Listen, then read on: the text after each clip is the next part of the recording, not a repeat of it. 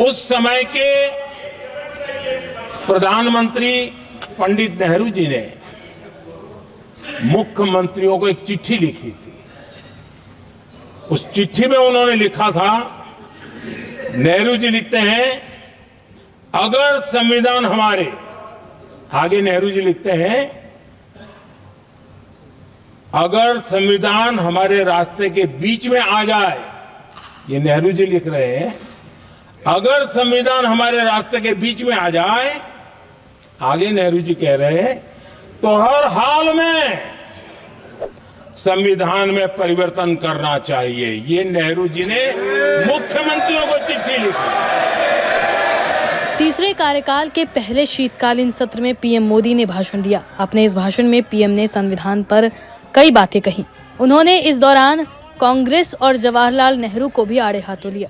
PM ने उनके द्वारा किए गए संविधान संशोधनों पर भी बात की। उन्होंने कहा कि जी हाँ, हमने भी संविधान संशोधन किए हैं, लेकिन देश के लिए, देश के बदलाव के लिए। कांग्रेस के लिए सत्ता सुख और सत्ता भूख, यही एकमात्र इतिहास है। कांग्रेस का वर्तमान है, हमने भी संविधान संशोधन किए हैं, लेकिन देश की एकता के लिए, देश की अखंडता के लिए, देश के उज्जवल भविष्य के लिए और संविधान की भावना के प्रति पूर्ण समर्पण के साथ किए हैं।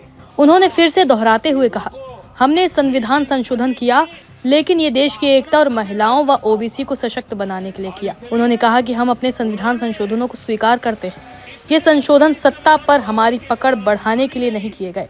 लेकिन विपक्ष ने पीएम मोदी के भाषण की आलोचना की और कहा कि पीएम ने जरूरी मुद्दों पर एक भी शब्द नहीं कहा।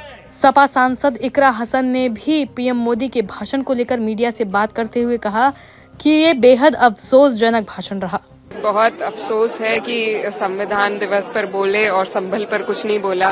जो कानून व्यवस्था उत्तर प्रदेश में चल रही है, जिस तरीके से उल्लंघन हो रहा है, माइनॉरिटीज के अधिकारों पे कुछ नहीं बोला और मणिपुर पे उन्होंने कुछ नहीं बोला। तो जो हमारे जनता के, उन्होंने वी द पीपल कहा, लेकिन हम भारत के लोग और भारत के लोगों की जो समस्याएं हैं उनको कहीं भी एड्रेस। इससे पहले वायनाड की सांसद और कांग्रेस की नेता प्रियंका गांधी ने भी पीएम के भाषण को मैथ्स की क्लास जैसा बोरिंग बताया।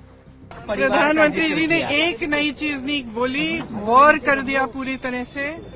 मुझे बहुत दशकों बाद ये एहसास हुआ कि मैं वो जो स्कूल में जो मैथ का डबल पीरियड होता था ना, कि मैं उसमें बैठी हूँ और उसमें वो नड्डा जी भी ऐसे हाथ मल रहे थे। फिर मोदी जी ने उनकी तरफ देखा तो अचानक वो ऐसे लगने, एक्टिंग करने लग गए कि मैं सुन रहा हूँ। अमित शाह जी यूं यूं अपना सर छू रहे थे। पीयूष गोयल जी भी पीछे ऐसे लग रहे थे कि सोने वाले हैं। तो मेरे लिए तो एक नया एहसास था। मैंने सोचा था प्रधानमंत्री जी कुछ नया बोलेंगे, कुछ अच्छा बोलेंगे। उनके खोखले 11 संकल्प, अगर भ्रष्टाचार के प्रति जीरो टॉलरेंस है तो अडानी पे बहस तो करो। साथ ही इस पूरे मामले पर दूसरे नेताओं ने भी अपनी राय रखी। Secular, you see his entire speech is just a blame game. ऐसा स्पीच प्राइम मिनिस्टर को नहीं शोभा देता है। It is a speech of a शाखा प्रमुख, corporator level. He is just, वो गरिमा नहीं रही है प्राइम मिनिस्टर। जो पोजीशन होती है, सबसे पावरफुल पोजीशन होती है, नहीं रही। And not even once I am shocked has he used the word secular. He is just playing a blame game. और जो कांग्रेस ने नींव संविधान की रखी थी, उसी के बदौलत आज ही प्रधानमंत्री बने हैं, वो नहीं भूलना चाहिए। बहुत लंबा भाषण था और आपसे बेहतर कौन जानता होगा जुमले से किसको जाना जाता था। आज हम लोगों को 11 जुमलों का संकल्प सुनने को मिला। 15 लाख जुमला था, किसान की आय दोगुनी होगी वो जुमला था, 1 करोड़ नौकरी मिलेगी वो जुमला था, अग्निवीर जैसी नौकरी एक बड़ा जुमला है, जीएसटी जुमला निकला, महंगाई कम होगी जुमला निकला। उत्तर प्रदेश में अगर याद होगा आपको कि जानवरों से सड़कें खाली हो जाएंगी, जानवर सड़कों पे नहीं दिखेंगे, वो भी जुमला निकला। जो परिवारवाद की बात कर रहे हैं उनका दल में भरा पड़ा है, वो भी जुमला निकला। और फिर जो ये कह रहे हैं आरक्षण दे रहे हैं, सच्चाई तो ये है कि आदिवासी, पिछड़े, दलित, उनका आरक्षण छिना है। और जाति जनगणना को लेकर के कोई छोटा मोटा संघर्ष नहीं, लगातार इसको लेकर के हम लोग आगे बढ़ रहे हैं। और वो दिन आएगा जब ये जाति जनगणना भी होगी और आबादी के हिसाब से लोगों को हक और सम्मान भी मिलेगा। प्रधानमंत्री जी ने सबसे ज्यादा प्रधानमंत्री पद की गरिमा को गिराया है और ये प्रदर्शित कर दिया कि नेहरू के मुकाबले उनमें एक हीन भावना है। और इसीलिए तो जिस प्रधानमंत्री नेहरू ने जिस कांग्रेस पार्टी के नेतृत्व वाली सरकार में, जिसके लिए स्वयं डॉक्टर अंबेडकर ने कहा अगर नेहरू जी नहीं होते तो ये संविधान बन न पाता, क्योंकि इतनी प्रबल बहुमत के साथ उन्होंने इसे अंगीकृत किया, स्वीकार किया। मोदी जी, आपकी ये हीन भावना कांग्रेस के प्रति आपको हमेशा कटु, असत्य और ऐसी बातें बोलने को मजबूर कर देती हैं कि आप जो बोल जाते हैं।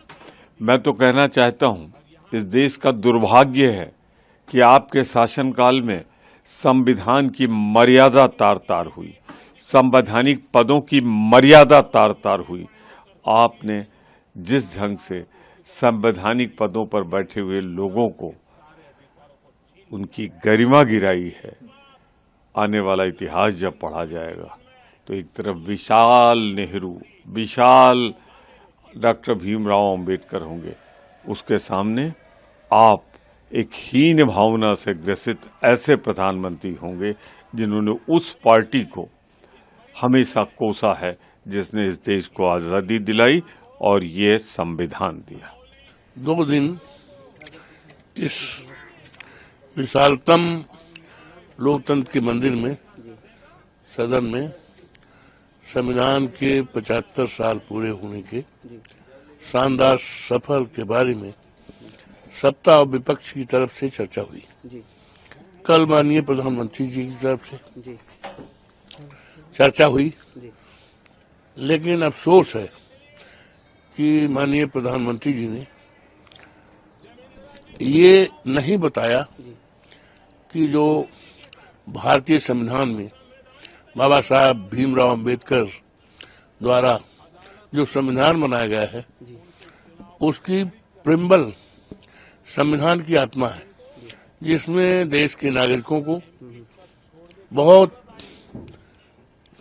मौलिक अधिकार दिए गए, जिसमें इस देश के दलितों के लिए, इस देश के पिछड़ों के लिए, इस देश के अल्पसंख्यकों के लिए और देश के समस्त सम्मानित देशवासियों के लिए 14 आर्टिकल 14 में 14 में मूलाधिकार फंडामेंटल दिए गए। लेकिन आज 75 साल संविधान के शानदार वर्ष बीते, लेकिन अफसोस के साथ कहना पड़ रहा है कि आज भी जो बाबा साहब भीमराव अंबेडकर ने दलितों के लिए, पिछड़ों के लिए, गरीबों के लिए और समाज के तमाम लोगों के लिए संविधान में व्यवस्था किया गया है, वो पूरा नहीं। कहीं भी आरक्षण में, सरकारी नौकरियों में पूरा नहीं। उसकी तरफ से जब प्रधानमंत्री जी को बोल रहे थे, उनको आश्वासन देना चाहिए था और उनको बताना चाहिए था कि अब तक कितना आरक्षण हुआ, कितना नहीं, हम इसमें क्या करेंगे। और देखिए, इक्वलिटी बिफोर लॉ, संविधान में कानून की निगाह में सबको बराबरी, लेकिन आज देश के तमाम ऐसे लोग हैं, जैसे उदाहरण के लिए हमारे अल्पसंख्यक भाइयों के लिए है, उनको दुयम दर्जे का नागरिक माना जा रहा है।